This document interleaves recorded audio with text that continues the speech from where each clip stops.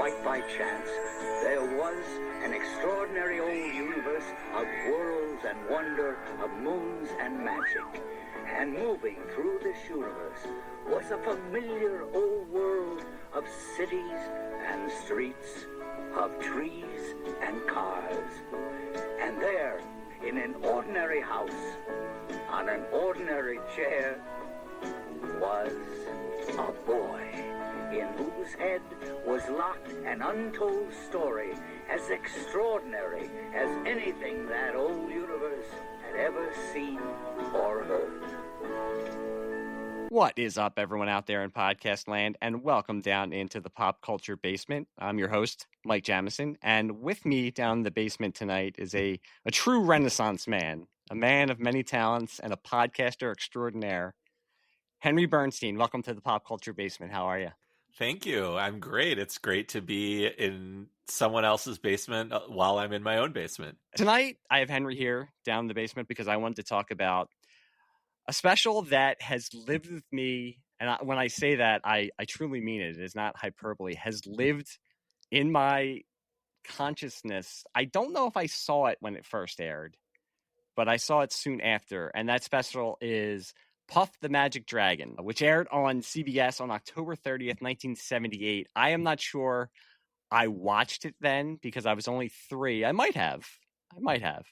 But back then, there wasn't as much content as there is now. So I'm sure it was rerun most likely every year. There was also 2 sequels that came after it. Right. It's written by Romeo Mueller, who was a veteran of the Rankin Bass Studios. He was very experienced in taking 2 or 3 minute songs and weaving half-hour or sometimes hour-long episodes out of them. And of course, based on the song that was made popular by Peter, Paul, and Mary. Peter Yarrow, the Peter of Peter, Paul, and Mary, was an executive producer of the special. He was also the voice of the father. Yeah, I saw that. And Puff himself was voiced by the legendary Burgess Meredith. Oh my God, the Penguin, the Mick, your namesake. Kind of weird. Since I've known the special, I'm used to it and I knew the voice. But thinking back to it, I wonder if anyone.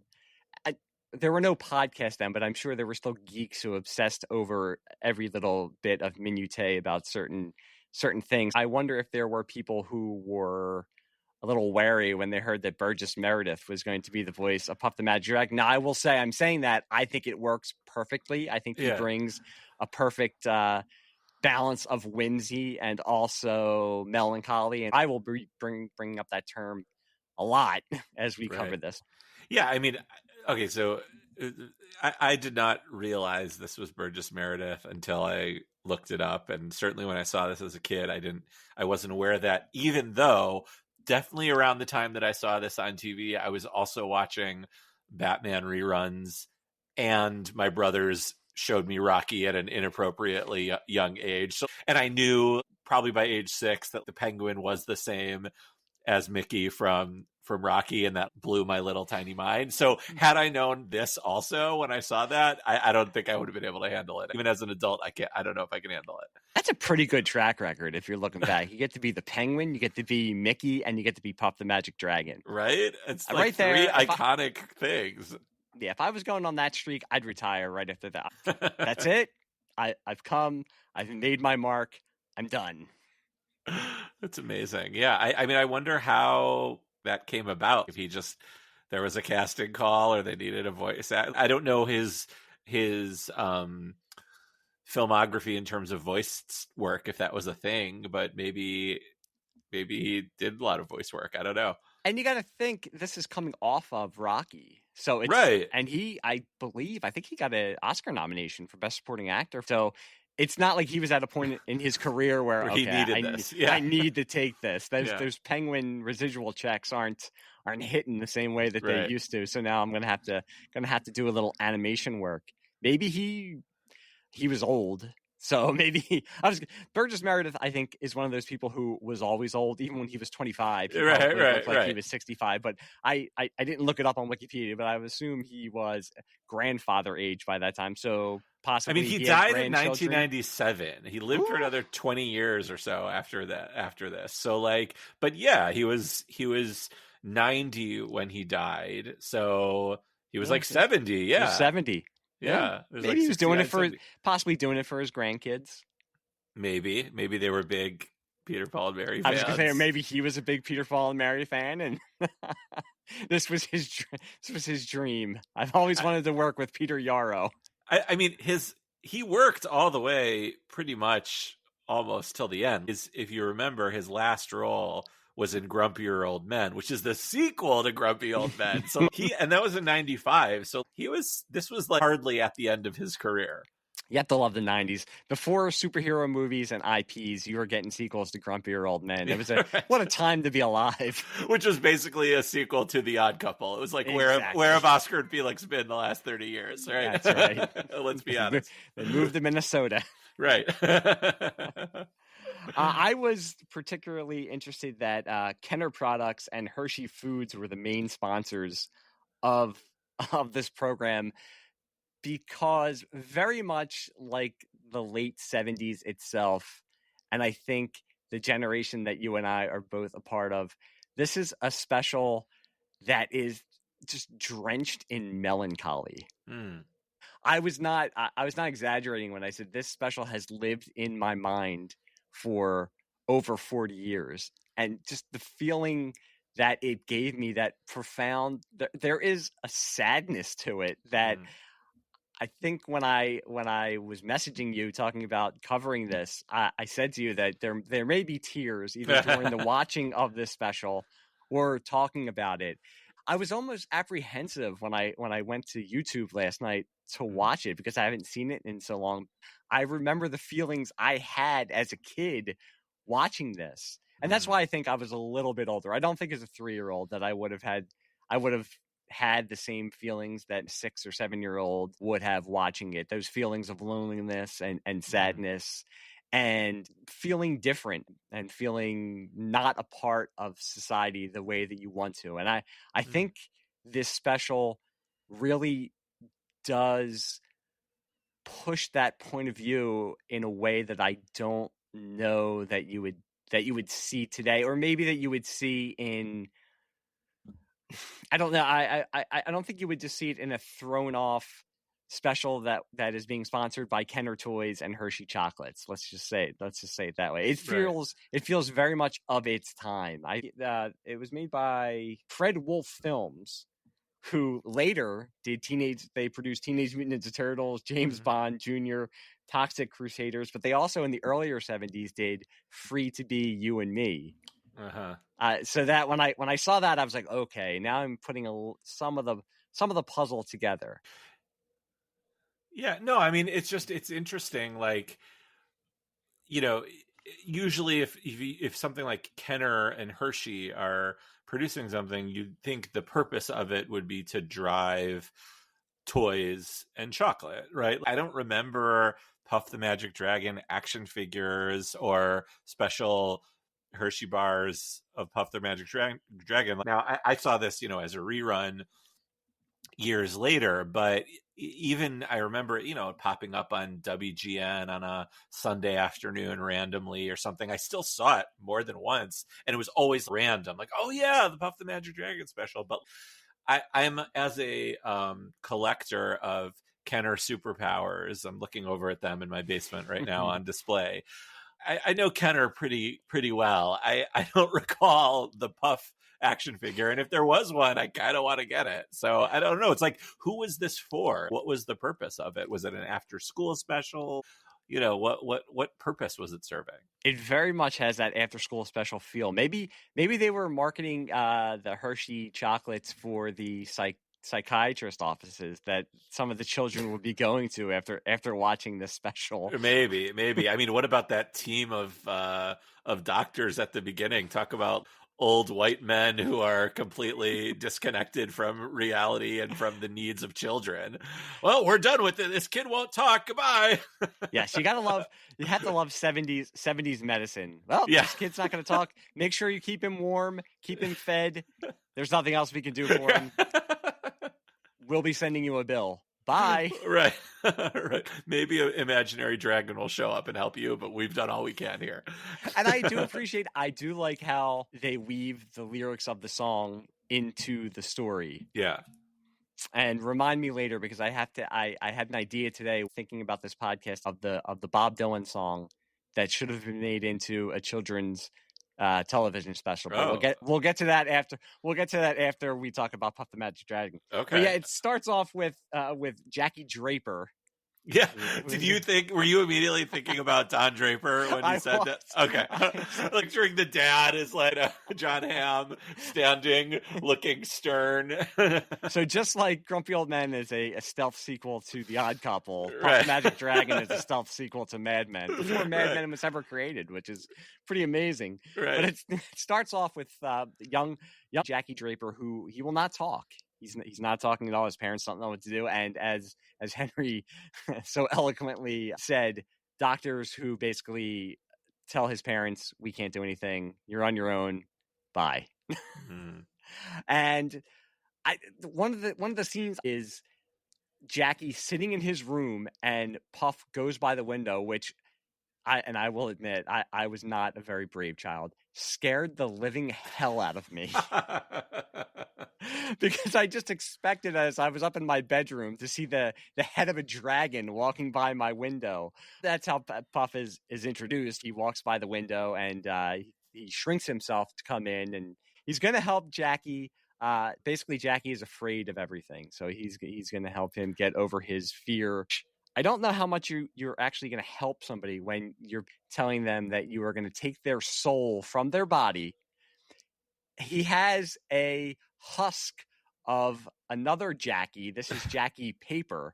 He's going to put the soul into Jackie Paper and leave the lifeless husk of Jackie Draper in his room. Yeah, I got to be honest. That part scared the shit out of me.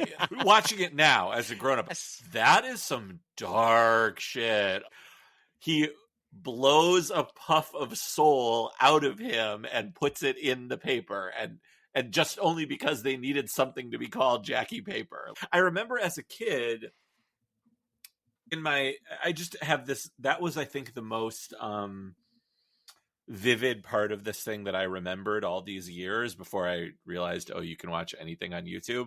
But I was like, oh yeah, and then there was a paper version of him. That was the part I remembered, but I didn't realize how sort of traumatic the whole thing is watching that. That was crazy. And I give Romeo Mueller a very much appreciation. He wrote a bunch of Rankin Bass material, so he was always trying to find ways to stretch out 2 to 3 minute songs into full hour specials. But I don't know if he was sitting at his desk and thought, I know Puff the Magic Dragon has these drug connotations, so let's get rid of that, but we'll have lifeless children husks that Puff just happens to pull out of his suitcase and walks around with. There's no way they'll be talking about Puff being an allegory for marijuana after that. Right. And I thought, of course, the song, for years, Peter, Paul, and Mary were basically said that's not a reference to drugs. And whether it is or isn't, it doesn't really matter to me. Obviously, people in the 60s who were concerned with that were overreacting. But this doesn't help the case that the dragon goes over to Jackie's brain and puffs it, takes a hit basically, and blows the smoke into paper.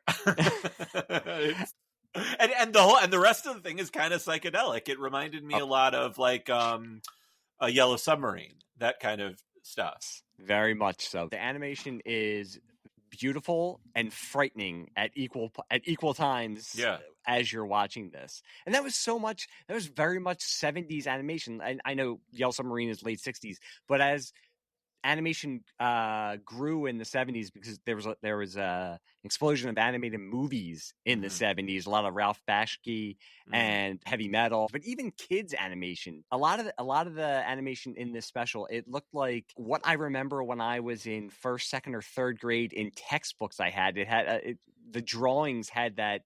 It was just fairly unsettling. It was very, very ornate, but there was also that underlying sense of dread and just unsettling feeling you would get from it. And it was the same thing watching this last night. It brought me back to watching it in my basement when I was a kid. I can remember the brown and green, very, very 70s cover that we had that I would lay on the floor with all the time, and most likely watch this with my mom and dad. And that just brings up another point, as you were saying, that by the time of the late 70s, all of the 60s kids, a lot of them were parents, and they just didn't care what we watched.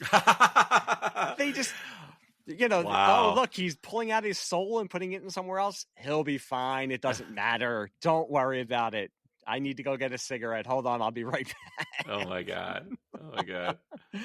And that led us to, they had to go to Honolulu. So of course we're working in the more of the lyrics of the song. I do like that he had the suitcase that he was pulling out with all of the fairy tale items. Yes, I wrote down all of those. So he had glass slipper, Alice's mushroom, Peter's shadow, gold spun from straw, and a yellow brick. I mean, he just got them. He got them all.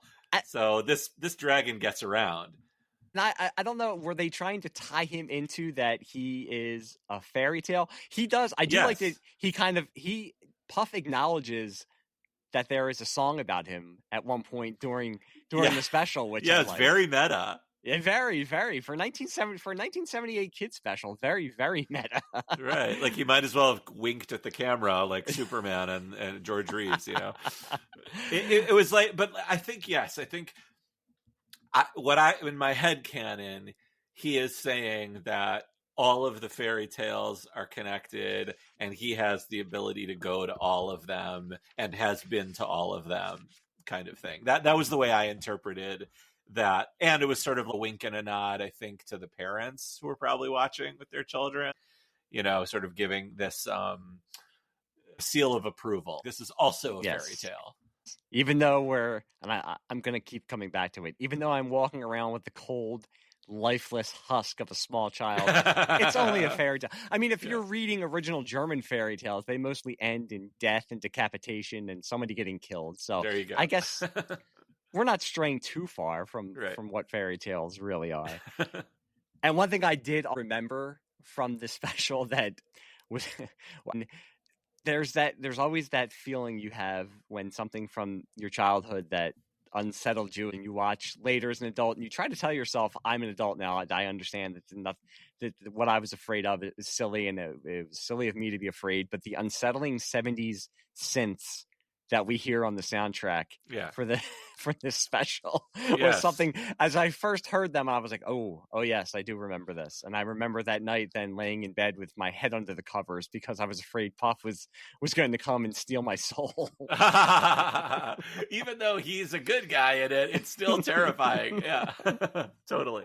Yeah. I mean, it's interesting because, you said, when you said melancholy before, the song itself has that same vibe as Cats in the Cradle or the book The Giving Tree by Shel Silverstein, where the thing that's providing, or the being that's providing nurturing and time and affection, eventually is left behind or stripped of its essence in a way. And that happens in the song, right? Eventually, his head was bent sorrow and scales felt like rain. Jackie sort of abandons, dragons live forever, but not little boys. And that's, to me, I was just reading, my kids and I were just reading The Giving Tree the other day. And, every time, just God, that kid is such an asshole, and then I was thinking about Cats in the Cradle, which is, I think, a more real presentation of this idea of the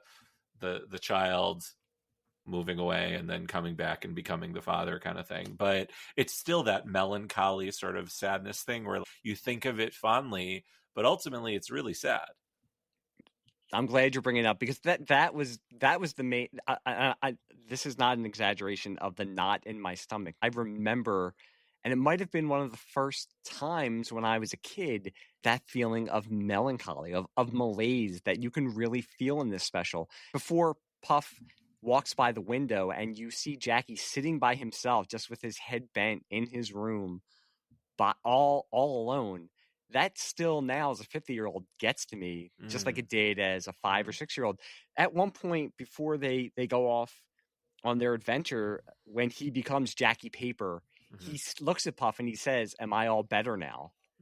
And even that last night, got me, where, and we're joking about it. I am definitely joking about it, but that's a special that's probably being shown. It was shown on October 30th, so it's right before Halloween. It was most likely shown at 8:00. I'm sure the Fat Albert Halloween special came on after it. But right before it, you're getting little boys who are being psychoanalyzed by magic dragons who may or may not be dealing marijuana and are stealing souls. Right. Yeah. It's interesting. Like, I mean, did you, for 2 questions. One, have you watched this with your children? I have not. No. And okay. I haven't either.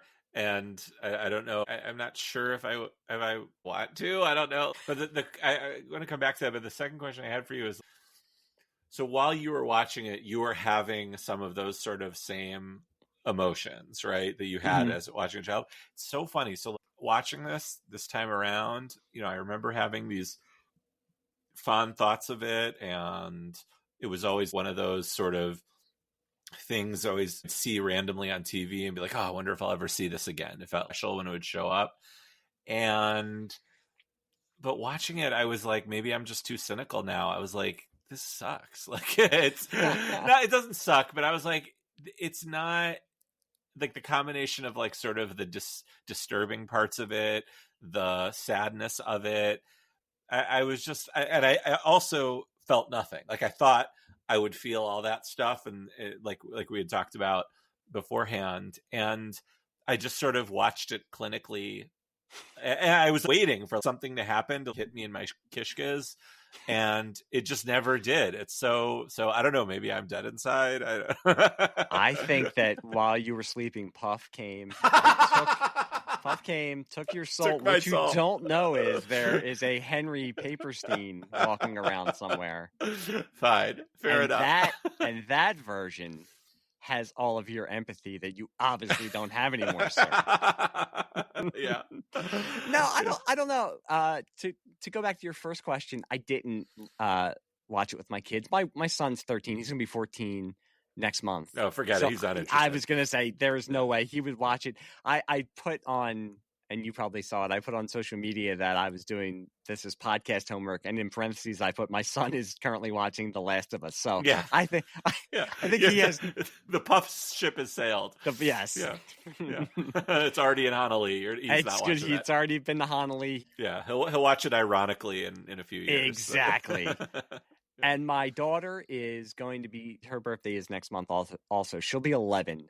Yeah. I think she would watch it with me. I don't think it would affect her. Yeah.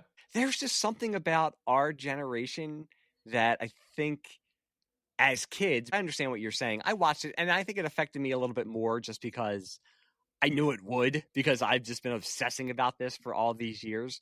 But because we grew up with it, and even as you said, you would find it just randomly sometimes, it goes back to the joy of not having all of media at our fingertips like we have now. That joy of walking in and turning on a UHF station just to see what was on, and finding Yellow Submarine, because that used to be on my UHF station all the time. I can remember sitting and watching that with my dad, of finding Puff the Magic Dragon on a random Saturday at 4:30 in the afternoon. Right. That's why I just don't think my kids would feel the same way. As you said, my son would laugh at it, and my daughter, I think, would watch because she loves me and would say, yes, I'll watch it for you, Daddy. And then would say, that was nice, I'm going to go out and play. Right. Or that was nice, I'm going to go watch Dance Moms upstairs.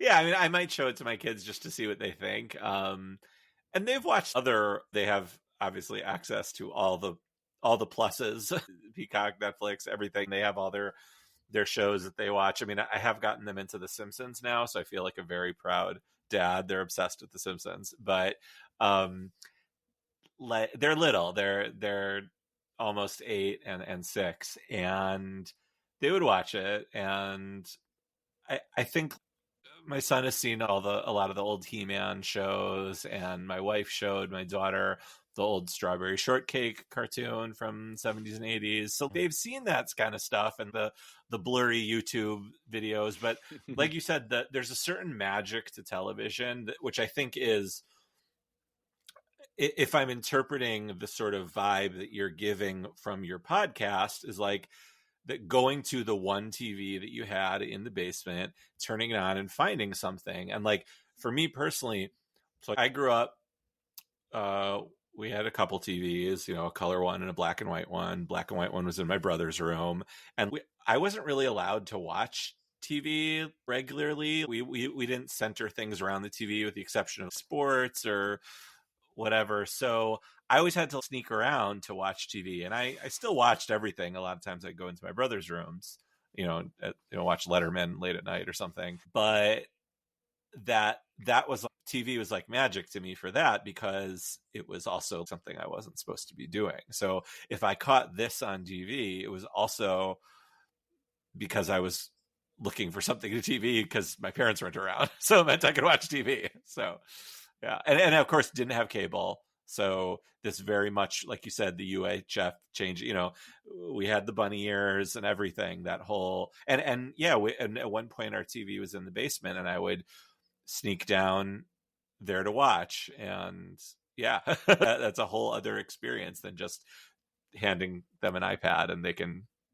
and I don't know which is better. Like but I think that like that experience that we had in terms of discovering television was formative in many ways.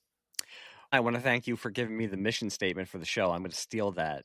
And 2, I want to thank you because I have been asking my guests, and I forgot at the very top of the show to ask you, what was it like for you growing up? You just gave us a little bit of a taste of it, but did you have, and you kind of just answered the question I'm going to ask, but did you have a certain room or a certain place that you would go to watch certain TV shows, or to read comics, or to play video games? I'm on the East Coast, so I'm used to where I grew up. I'm not that person who thinks that everybody grew up the same way or has the same experience and also has the same type of houses. I call it pop culture basement, but that could be universal. As I said, the basement is where we usually went up until the time that I moved out to watch TV, to gather, to watch sports, to watch movies. So what was it like for you? So I live in Chicago on the north side. I grew up on the south side of Chicago, in a condo, essentially. It's like in a complex in a neighborhood called Hyde Park. It was sort of like first floor, kitchen, living room, second floor, bedrooms, and then a basement, which had a playroom and an office and / guest room and a bathroom. And so playroom, that's where I did all my playing. My action figures lived down there. We had a ping pong table down there. My dad had a model train down there. And for a long time, no TV. It was just playroom. And my parents' bedroom was the good TV, which was so ironic and so frustrating because they never watched it and they never let us watch it. So I had to sneak in there to watch stuff. And my room was like a refuge for reading comics and playing with my action figures and not watching TV. But at a certain point, I think after one of my grandparents died, we got their TV, and so we just put it in the basement. And that's where I watched all of the Bulls championships. That's where I watched Star Trek, Next Generation, and Deep Space Nine on Saturday afternoon on Channel 50 and syndication. Yeah, that's where I watched all my TV. And I would have to keep the volume down really low because my dad's office was next door. And he actually didn't mind that I would watch TV. But sometimes would want to know what I was watching and then ask me questions about it. I'm like, Captain Picard is right in the middle of a mission. I can't explain it to you right now. Leave me alone. Come on, Dad. So, yeah. So, that and the basement was sort of, I guess now you would call it a garden unit. It was like, or English garden, 2 steps below street level. Had a small back patio and then 1 step up to street level. Yeah, and it was great. It's it's funny, speaking of melancholy, like my parents just moved and they lived in this house for 45 years. I think they moved in 2 years before I was born. So like big adjustment, and like it's completely clear now. Like we just finally got it all clear, and that experience is like a whole thing. Both fun at times, but also maddening. And sort of my message to everyone out there is clean out your shit now. Don't leave it to your children to deal with. But for all of us with basements. But anyway, yeah, that was my experience growing up. So was the TV in your parents' room, was it one of the TVs that was like a piece of furniture? Kind of. Oh, great question. I know exactly what you're talking about. No, but it was huge, and by huge, I don't mean wide, I mean deep. and it was on this very convoluted TV/book stand that had the TV. The biggest part had the TV in the middle, and then the videotapes on the side, and then a bunch of books and my mom's knitting stuff underneath. It had just everything. And that thing didn't move until literally last week when we had to take haulers out to get rid of it. And I think the TV is gone too. So it might as well have been a permanent fixture. Even if I wanted to move it into my room, it wasn't even physically possible. I might have to do an episode on the evolution of televisions that we had in the basement. The first TV I remember was kind of on a stand. It wasn't a very big TV. Mm-hmm. It was on a stand that you could move around, and it wasn't one of the cliche furniture TVs. We had it on a stand, and it was in the corner of our basement, and right next to it was my dad's bookcase. Mm-hmm. And my dad was a big Stephen King fan. And this goes back to me also being a child who was easily scared. I remember pulling off and looking at the cover of different seasons, which has Shawshank Redemption. It was short stories. Yeah, so it has Shawshank Redemption and The Body, which was Stand By Me, and it had a sun. It had an angry moon, and the angry moon used to scare the living shit out of me. But you know that you just had to keep on doing it. Maybe I was doing it to check and see, is it still there? Let me just pull this Am I still scared of this thing? Yep. But he also had the 60s paperbacks of The Hobbit and the Lord of the Rings trilogy that had those really, speaking of Puff the Magic Dragon, the very psychedelic covers that they put them out with in the 60s. And that was my first introduction to Lord of the Rings. And we're talking about finding these random cartoons that would come on in the afternoons on weekends. Mm-hmm. That reminds me of The Hobbit. And yes, we had that. We taped that off of TV for sure. Yeah. Which I'm going to be doing an episode on eventually, but this very much gives me that same vibe. I think my dad, he was a big Tolkien fan. He was watching it one afternoon. My brother and I came in from playing, and we were like, "Oh, look, a cartoon!" And then Gollum was another figure that, for about 20 years until the movies, I lived in fear of the animated Gollum. Oh my God, the sword going into that square of the dragon, spoiler alert, that image lives rent-free in my mind and scares me to this day. I can't get that out of my head. And Gollum too, in that. Yes. I mean, if you want to bring me back, if this goes well, Mike, and you want to bring me back for your Hobbit episode, I'd love to talk about that. That is a formative movie in my life. All right. I'm writing it down. I'm writing it down on the list right now. We'll see how the next half hour goes, but so far we're doing okay. Okay, great. But what we're bringing up now, we have these memories from these animated shows. You're in your 40s. I just turned 50, that we still talk about, that we still obsess about. And I know we're geeks who do podcasts and we're into music and comics and movies, but we still obsess about it. And what you had said when you had asked me, would I show my kids? as much as I try to indoctrinate them into the things that I like Yeah. Star Wars, like Lord of the Rings, Right. like Bob Dylan, like the Beatles, I don't know if they are going to have the same experiences when they get older, just because they have so much. There is Right. some things that they remember. They remember Mickey Mouse Playhouse Uh-huh. when they were kids. Yeah. But now that there's so much coming at them at Right. all times with Instagram and YouTube, and you're watching something for 5 seconds and flicking to the next thing. I don't think anything lives on in your memory like something like me thinking about on a random Thursday when I'm 37 years old, and all of a sudden Puff the Magic Dragon pops into my head, and I say, gee, I wonder if I should watch that cartoon special again. I wonder if it's on YouTube. I don't know if they'd appreciate it as much. You're doing the Lord's work by showing your kids Masters of the Universe. I tried to show my son, him Spider-Man and His Amazing Friends, and he just looked at me and asked me, what is this? Why are they doing this? Oh, it's so funny. I would always want to do that when my kids would watch, when they were littler, smaller, the Spidey and His Amazing Friends, which is just so vapid and basic and boring and terrible. But I was like, there was a Spider-Man and My Amazing Friends when I was little.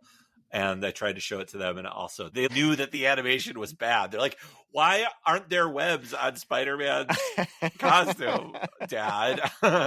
Yeah, so I can certainly relate to that. Well, they're big He-Man. No, Judah's a big. My son is a big He-Man guy. Like, when He-Man, when he was little, when he was 2 and 3, like that was when Masters of the Universe came back, the toys. So, the 20, basically 2020. And so we've been collecting them, and, got him Castle Grayskull and Snake Mountain for his birthday. And it's fun for me to relive it all too. And now Kenner Superpowers are back through McFarlane Toys. So what's old is new again. I think that ties into our generation. Superpowers, that was something, even Super Friends, I've tried to get my son into, and the same thing with the animation. And I love that he is into it because I'm into it with him, but I've already made him a jaded 13-year-old where he'll watch Super Friends and say, this isn't how Batman's supposed to act. Why is Batman acting like this? And then I think back to me as a 10-year-old, and I was just happy to see any kind of superhero content on television, so it didn't matter if Batman was smiling. Right. Well, that was the magic of, speaking of Burgess Meredith, the Batman the Ramen TV show, was that even by that, by the time I would see that pop up on TV every now and then, there was something about it. Like, it's not like I was reading Frank Miller, The Dark Knight Returns when I was 4, but watching it, because I didn't read it till I was 8. But there's something about it that you're like, this isn't quite right from what I think Batman is, but it was the only thing there was, and it was so exciting to see Batman and Robin and all those colors on TV, so it sort of didn't matter. And that's kind of how I feel about this. It's this iconic song that is made into a cartoon, so it's just, as jaded as I am now, it's kind of cool that they made, even if they're kind of stretching a bit, that they made these lyrics into the whole story. One thing that I do think kids of this generation, I sound like a crusty, grumpy curmudgeon. And I don't mean it in that way, but I am a grumpy, crusty curmudgeon, so it doesn't matter. But one thing the kids are being cheated out of nowadays is jump scares and being genuinely horrified by the media that they consume. When Puff asks Jackie to draw what he thinks it would be like to sail, and it just cuts to black scribbled crayon with it almost sounds like an outtake from Revolution 9 by the Beatles. And then later when they do meet the pirate, and he's this huge pirate that's coming out of the ocean, I think that's what I'm kind of trying to get at, is back in the 70s, I just feel like there was this mindset that, you know what, I think these kids can take it, and we don't care if we're gonna scare the little shit out of these buggers. I think about the Raggedy Ann and Andy cartoons that came out in the late 70s and early 80s, which are, the animation is actually very beautiful, but they're there was massive amounts of either acid or cocaine being consumed in the writers' rooms when these specials were being done. Wow. But you remember them. You just like this, you remember them. I made a joke about the Fat Albert Halloween special. I don't know if there's many podcasts that are doing episodes on the Fat Albert Halloween special. I am sure there is a Fat Albert. Oh, I'm sure there is. Rewatch podcast, and I'm sure there's more than one. Yeah. I do like the arc. In 22 minutes, I will give them credit. You do see that Jackie, as it goes on, he starts to become more confident. Mm-hmm. And Puff, on the other hand, becomes the more cynical of the two. And sitting there thinking, okay, is Puff doing this on purpose so he'll push Jackie to be more confident? Or is he actually just becoming more cynical and depressed? And Jackie is the one who is emerging as the alpha leader now. What do you actually, because I had the same thought. So what do you actually think about that? What did you tell yourself that was the answer to that question? What I told myself is that I think over the course of the adventure, I do think that we are getting really deep on Puff the Magic Dragon. I think that Puff was brought down more by what was happening, and Jackie, on the other hand, was, because of Puff's influence, was gaining confidence.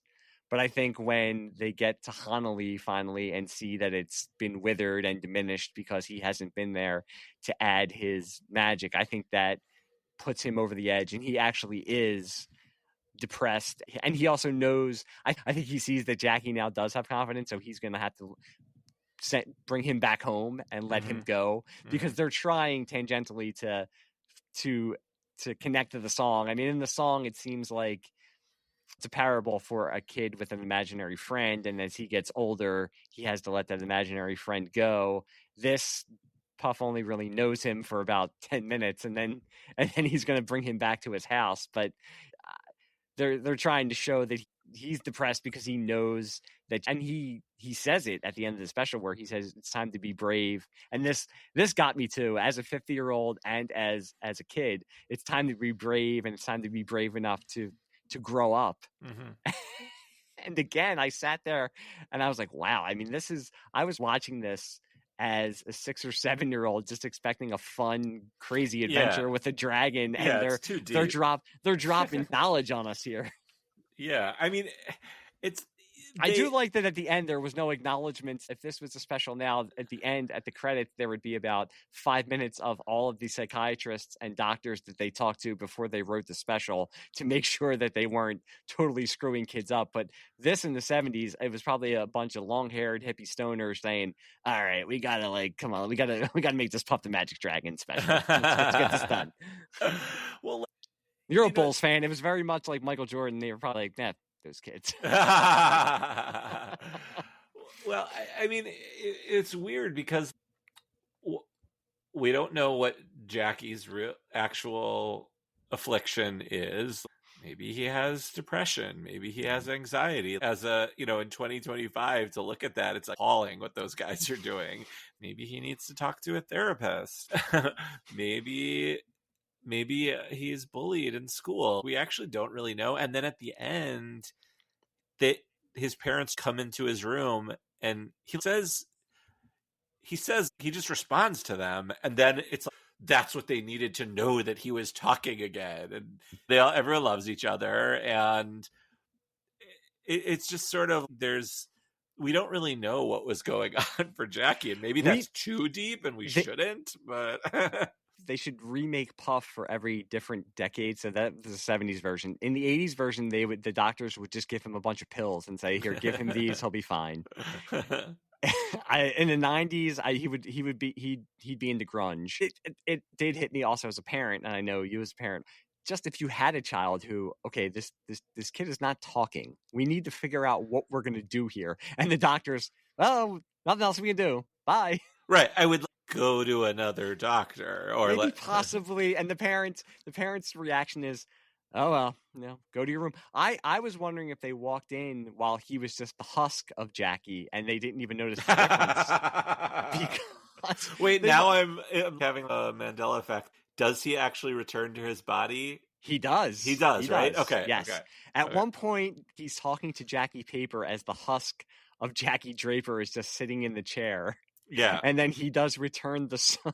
Okay. He does return the soul back into Jackie Draper. What does he do with that paper? Maybe I Yeah, don't know. if that was you and you went back into yourself, would you want to see the empty, lifeless husk that was you a couple seconds ago? Put it in the recycling. I don't want to see it. I know. I wonder if he did recycle. Probably crumpled it up and threw it down a sewer grate somewhere. I love that running joke in Anchorman, how they're constantly littering, because it's the 70s. And 70s.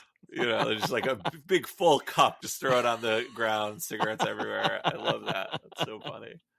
That's definitely how it was. After Puff left, he probably lit up a cigarette and was walking to the next house that he was going to go and help. Right. He probably had a... I'm surprised he had to take a big breath, like a big inhale so he could blow the soul out of the next kid. I was surprised when he pulled out all the other stuff. There wasn't a pack of Marlboros that was in that trunk with him. Yeah, I mean, if this had been made in the 50s, it would have been brought to you by Lucky Strike. Yeah, right? He would have been smoking with Fred Flintstone in the commercial. Yeah, so but one of the things I did do with my parents, that my dad, that wasn't TV related, but we would listen to on Saturday afternoons on one of the local radio stations in Chicago, either WBBM or WGN. They would play the old Lone Ranger and old Superman radio shows. We'd listen to all of them, and it's so funny how it's Kellogg's Pep, fine, but also Lucky Strike cigarettes, and they probably had a doctor. They probably had Dr. Anderson say that Lucky Strikes are the best for your throat. Yeah. Or if you're pregnant, Lucky Strikes light will, right, are the smoothest taste for if you're after 7 months. Right. Well, did you ever? Now, I thought about doing this in prep for this, but I ended up just watching the original. Did you ever see the next ones? Puff the Magic Dragon and the Land of the Living Lies, and Puff and the Incredible Mr. Nobody? He doesn't even get full billing. It's just Puff and Puff and yeah, I never saw those. I mean, I don't remember seeing them ever on TV. Like, do you? I think I did. I was thinking about watching them, and I didn't. But I think I might now, just to see. I remember the Land of the Living Lies. It's about I think it's a little girl, right, who, shocker, is telling lies all the time, and Puff has to come and teach her not to lie. So I think USA used to show these every once in a while when we first got cable. Because that was the Wild West, too. Even when you first got cable, it was still the Wild West. You could turn on USA. What did they have? USA, TBS, HBO, and ESPN? Was that it? Something like that, yes. Okay. And I think USA showed these. That's how I first saw the 60s Spider-Man cartoon was on USA. Oh, wow. Yes. Wow. But I think I will watch them just to see. Just from looking at some of the images, the animation does not look as it doesn't look as 60s blacklight poster as this one does. It's very dark. I don't mean in terms of thematically, it was but very, actually the tone, dark hues. Yes, the hues were very. It was like you said when you were talking about your blanket, your brown blanket. I thought you were actually talking about the sort of earthy tones of the show. It was really interesting. I was like, turn it up a little, turn the contrast up a little bit. Growing up, we had the very earthy tones. Very 70s shag carpeting. Furniture. We did not have shag carpeting. My house was decorated in my brother and I called it Dracula's Castle. It was dark colors. It was red and black in our living room. So when in the mid 80s we got new furniture, it's almost like a movie made now that's supposed to be in the 80s that just looks like the 80s. Because it was when we got new furniture, it was pink and light blue and gray, and that went into our living room. So that meant all the living room furniture had to go into the basement. We got rid of our old basement furniture and put it into the basement. Oh my God! And that was that's what I primarily remember growing up. We had very earthy tones, and that is another thing that stuck with me with this special that you just mentioned. That it's just the tones are very muted. Mm-hmm. And even when he becomes confident, it doesn't really brighten up in that way. You would think that the colors would kind of get a little bit brighter. it stays the same, and it's that 70s. I really think it's that 70s aesthetic that they stayed with, and it looks like with the next two specials that they were a little bit more cookie cutter. Were they more like a Hanna-Barbera style, or just? I don't know if it was that cartoony. It looks a little bit cheaper. I'm glad that we got to talk about this because one, I had to get it out of my system because I'm not exaggerating when I say this has been living in my brain rent free for 40 years. So I was glad to find somebody else who was excited to talk about it. And I'm excited to yap about anything pop culture. So this was like you put out an open call. I was like, sure.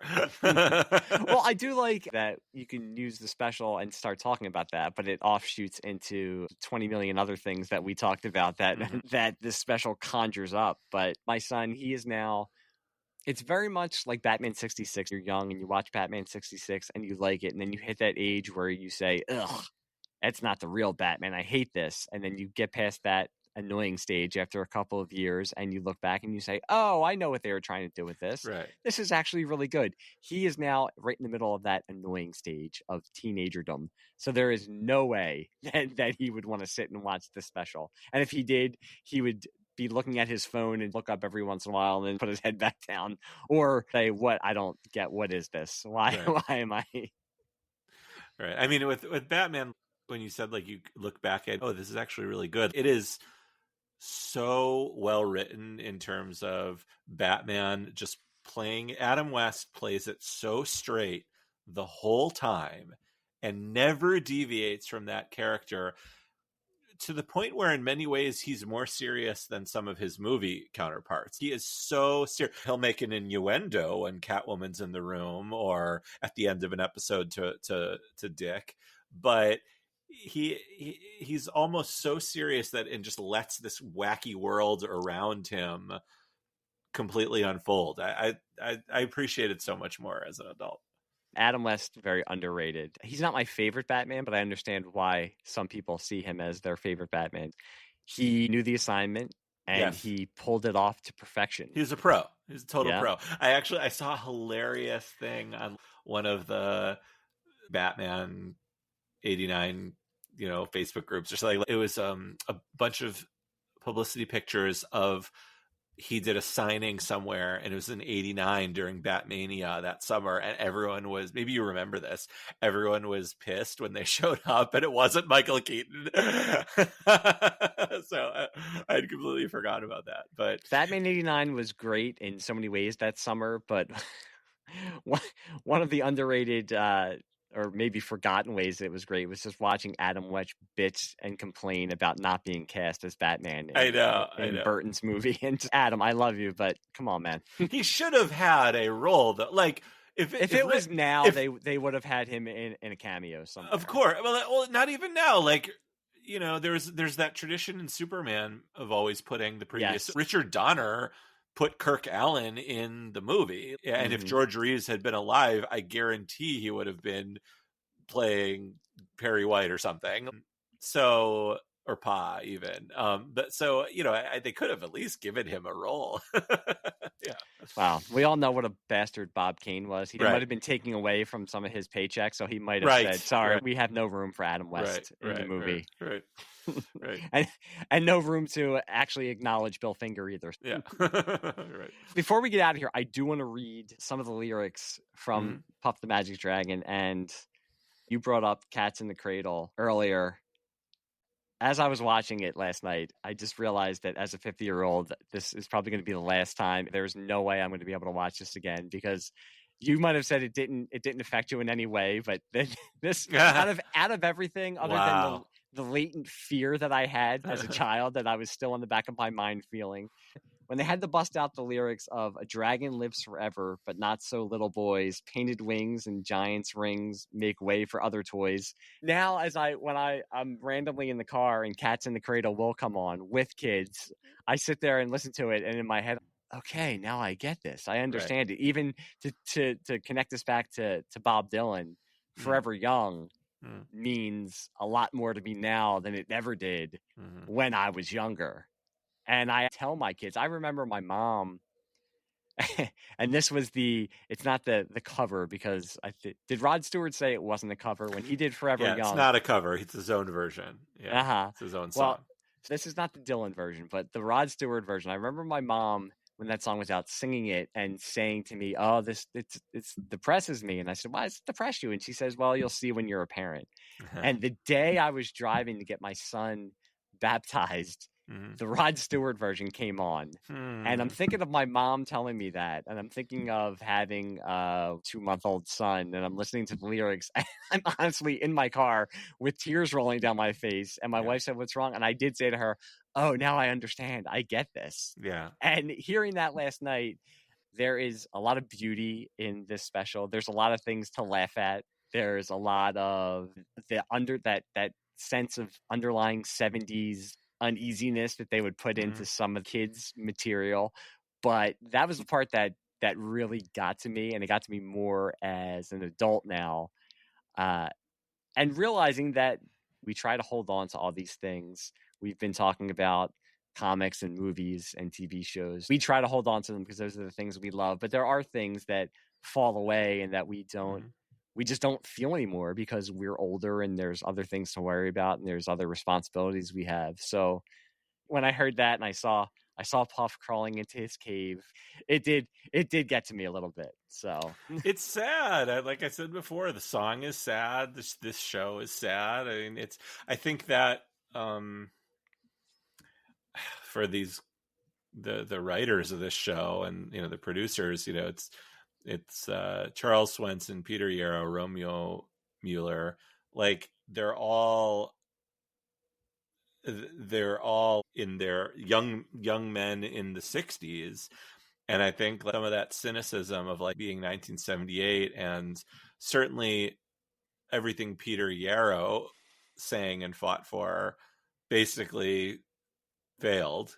And then we can go down a complete unknown rabbit hole, but I'll save that for another day. You'll have to come on Songs of Experience to talk about that. But I think there's a little bit of cynicism in the writing in this, and it's just sad. It's just really sad. I'm glad you brought that up because the idea of the 60s, as much as I love that idea of the 60s and the stuff that came out of the 60s, obviously with the music and the movies, the 70s to me interest me so much more because of what you just said, that failure of the 60s. And then the 70s it's so different than everything that came after with the 80s and 90s, that the 70s, it feels like people trying to find their way. And I was only a kid. I was born in 74, but it was this new, a little bit more freer time, but it was also a very cynical time. And I think that was felt, obviously, I mean, it's not like I'm being super original. There's been documentaries made about the movies, like All the President's Men, but I do think it's seeped into all aspects of pop culture in that decade. And I think in a lot of kids' entertainment, and not just the paint by numbers cartoons that were out there, but I brought up Raggedy Ann and Andy. I brought up Ralph Bashki and Heavy Metal, which was for adults, but even specials and things that were supposed to be for kids. I think there was this underlying uneasiness and that feeling of being unsettled. But I do think that is in a lot of the pop culture that we were consuming in the mid to late 70s. And it's just interesting. It was a very weird decade, and it always fascinates me. And even if I didn't see it live, you were still watching it into the early 80s, and the early 80s were still the 70s anyway. I knew you were going to be a good guest, but I didn't think we were going to get this deep in from Puff the Magic Dragon, but I'm glad we did because I had a good time. Wait, so is Forever Young the Bob Dylan song that you think would make a great animated special? So what I was walking. I've been like waiting the whole time. Come on. So I was at work, and I'm thinking about. I actually, when I first walked into work, I put in my AirPods and I said, let me listen to Puff the Magic Dragon just because I want to listen to it because it's not a song I hear all the time, and it was on my mind. Obviously, I wanted to hear the original version, and then I'm walking around. I have my songs on shuffle, and the mighty Quinn the Eskimo comes up, and this would have been a great animated special.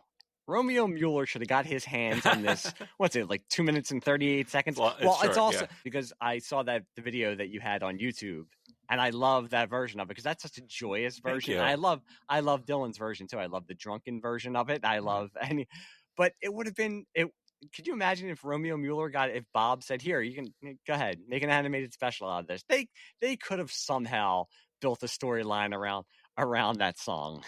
I want to see it done. There are a couple children's books from yes. Bob Dylan songs, so you're not far off. Yes, and you would get no complaints from me. I'm all, let's do it. Especially if they could have got Bob in the 70s to do a voice. Yeah. I did say I was on our mutual friend Rob Kelly's one of his last episodes of Pod Dylan, and I did The Man in Me. Yeah, I love that episode. I'd found that video of him recording, and I said to Rob, I said to him, it was the early 70s. Back then, Sesame Street was in its pop culture heyday. And you would turn on Sesame Street in the early to mid 70s. Stevie Wonder would be on. You'd have James Earl Jones before Star Wars looking like a militant doing the alphabet. Couldn't Bob have come on and just done a song from New Morning? I know. It's funny that or even like a walk on Sesame Street during his Christian era or something. Yeah. It's funny that he never did anything like that.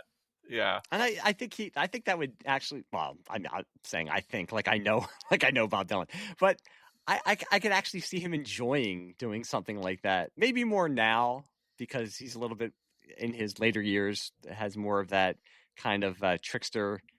I mean, he's always had that, but I think now he would be a little bit more attuned to it. But in an alternate, on another Earth somewhere, right? On Earth 2, yeah. There's a Quinn the Eskimo animated special, and Bob Dylan guested on Sesame Street. There you go. And that's the Earth I want to live on. Me too.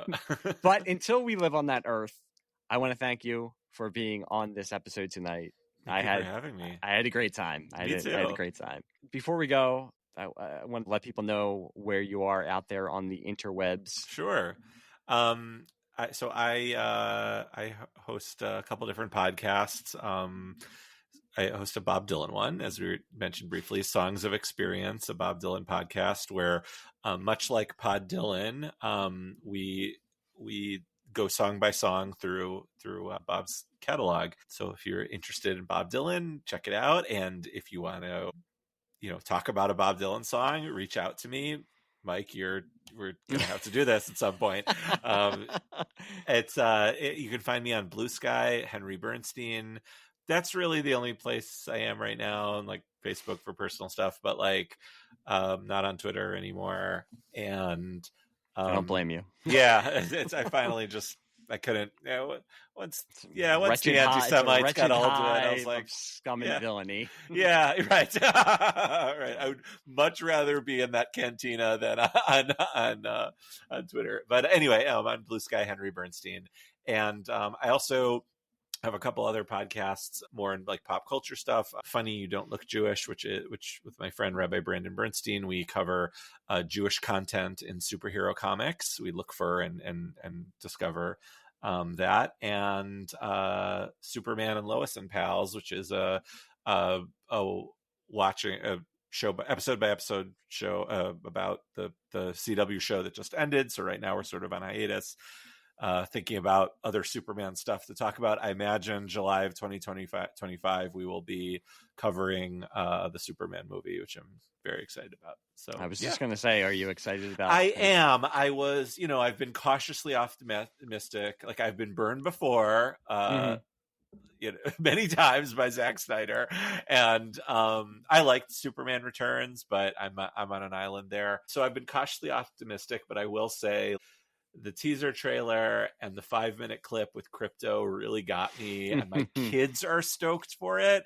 And I'm now that age where I can take my son to a Superman movie. Yes, it's great. He's excited. And so that makes me more excited. And so maybe I hope I'm not building myself up for extreme disappointment. I don't think I am. It feels different this time, but I don't know. You know why you're in good hands? David Corn Sweat is a Philly guy. So he's a nice Jewish boy. Also, he's going to be a great, and he's going to be a great Superman. Great. You didn't bring your kids to Batman versus Superman? Well, they didn't exist yet. No, and I will not show them any of that stuff. But I mean, I'm probably going to go see it first by with friends, and then like the next day, just to make sure it's not too violent. I think it'll be okay. I think you're going to be okay. I think crypto, that is a safe bet for anything. So, and then I'll bring them to it. But I'm looking forward to it. I trust James Gunn. I really do. He hasn't let me down yet. So yeah, I will say this: my 13-year-old, I showed him, and I hate doing this because I am not this way. I'm not trying to pit Marvel versus DC because I'm more of a DC guy, but I love them both. Same. But I showed him the trailers for Fantastic Four, and I showed him the trailers for Superman in the 5-minute clip. We were talking about this last night, actually, and I said to him, we were talking about Thunderbolts, and I said, I think I've hit that point where this one I might just wait until Disney Plus. But I'm gonna get opening night tickets for Superman. And he said, okay, good. Please do. He's like, I can't wait. I'm super excited for Superman. Great. Oh. And I said, well, what about Fantastic Four? And he said, yeah, I'll probably go see it, but I really want to go see Superman. Amazing. First of all, I love that. I got to meet this kid.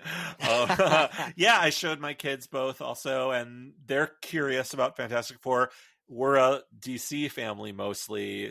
And for Marvel, they just haven't had an experience with the X-Men and Fantastic Four like that. Sure. The Fox stuff. Obviously, they know all of Dad's comics and everything, but they're more excited for Superman. Yeah, I mean, I also am cautiously optimistic for Fantastic Four. I think third time's a charm. I think they're going to get it. Hopefully. I really do. I know everyone's really down on the Reed Richards casting, but I know because it just feels like Pedro Pascal oversaturation, and it's not perfect casting, but I feel when has he let us down? Sure.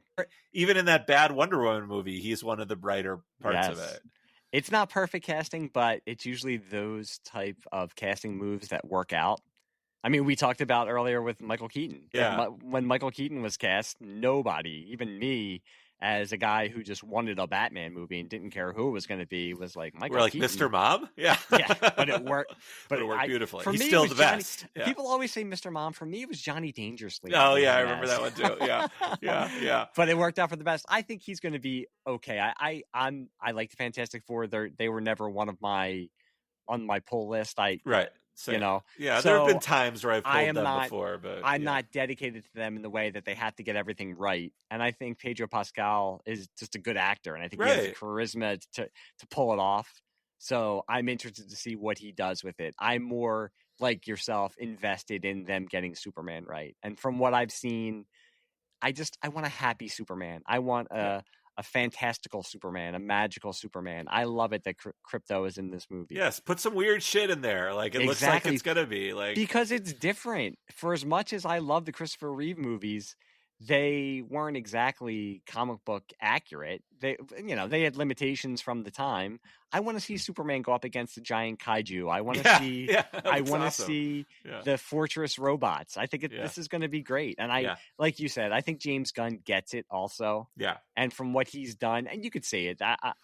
He's smart to be leaning on the crypto of it all right now, because that's getting a lot of the kids, even my daughter, who's not really big in the comics or superhero stuff, was like, oh, crypto's cute. I want to go see that. So he's doing something right there. That's awesome. Yeah, I trust him. I think he knows. I know he knows what he's doing. I'm just worried that I don't know if the DC brand is so damaged that it'll make money, but not enough for them to say, oh, this is, if it doesn't make $1 billion, they're going to say, well, it failed. And it's going right up against Fantastic Four. If Fantastic Four outgrosses it, that'll be the whole story, even if one is a better movie than the other. I think right now, I mean, Warner Brothers has its own problems, but they've also had like 2 or 3 hits in a row. Yeah. Recently. Minecraft. Yeah, Minecraft. I mean, we saw it. It was awful. My son loved it. Yeah, my son loved it also. I did not see it. It was. Don't waste. I knew I was officially old. It's whatever. It was a big hit, and then something else was a big hit. Maybe Sinners. Sinners, right? They did Sinners. Yeah. So they have 2 certified hits on their head going into Superman. They're putting the machine behind it. If it makes $1 billion, I think we're good. Like, yeah. Yeah, and selfishly, I just want to see what James Gunn's DC universe would look like. I want to Well, see have what watched- James Gunn's Batman will look like. Yeah, that'll be interesting. Have you watched Creature Commandos? Yes, I did. So good. Yeah, I liked it a lot. It was basically Suicide Squad. Sure, which I also liked. Yeah. Mm-hmm. So. And for something, it's skewed to adults, so I understood where he was coming from, but it was very much James Gunn. But I like that. I like Peacemaker also. Same. Yeah. So good. So when I saw Peacemaker and then they announced that he was in charge of everything, I knew, okay, I think we're in good hands. I think he knows what he's doing, and I think he gets the assignment. So hopefully we'll have to check back in after July 11th. I was going to say 6 months. Well, I'm writing down. So Hobbit is one. Anything Superman related. I was going to say, because I do want to do an episode on the Christopher Reeve Superman movies. So I think I may have to. I think I may have to drop you a note in Bluesky in a couple of months and have you on again. My favorite movie of all time. So oh, nice! It's in my it is in my top 10. Yeah. But until then, just spoiler alert for anybody: Henry will be on again. unless he blocks me on Bluesky. Absolutely not. Absolutely. But until then, I just wanted to thank Henry again for being on the show. I wanted to let people know to look for me on. I unfortunately still am on Twitter. I will not call it the other name because screw that guy. I'm not going to give him the satisfaction. But I am on Twitter. You can look for me under Mick Jamison1 or thislightsaberkillsfacists. And I'm on Bluesky, the same handle, Mick Jamison or thislightsaberkillsfacists. And I just want to let everybody know, please just go to Apple or Spotify, give us a like. Give us a 5-star rating, even if you don't like the show, because it helps the algorithm. We're now on YouTube, so you can check us out on YouTube and give us a like on there and write us a nice review because it just gets it out to more people. Once again, I want to thank you, Henry, for being on tonight. This was a lot of fun. I do like that we started out with Puff and we somehow ended up with David Cornsweat and James Gunn. It all comes back. I always say it always comes back to Star Wars and MASH, but it always comes back to Superman somehow also. Yeah. But until I have Henry on again to talk about other cartoons that scared the living shit out of me as a child, I wanted to thank everybody for listening tonight. Thank Henry again for being on, and tell everybody that I will talk to you all soon. Bye. Bye. Dragon lives forever, but not so little boys. Painted wings and giant's rings make way for other toys. One gray night it happened, Jackie Paper came no more. And Puff, that mighty dragon, he ceased his fearless roar. His head was bent in sorrow, green scales fell like rain. Puff no longer went to play along the cherry lane. Without his lifelong friend, Puff could not be brave. So Puff, that mighty dragon, sadly slipped into his cave. Oh, Puff, the magic dragon, lived by the sea and frolicked in the autumn mist in a land called Honolulu. Puff, the magic dragon, lived by the sea and frolicked in the autumn mist in a land called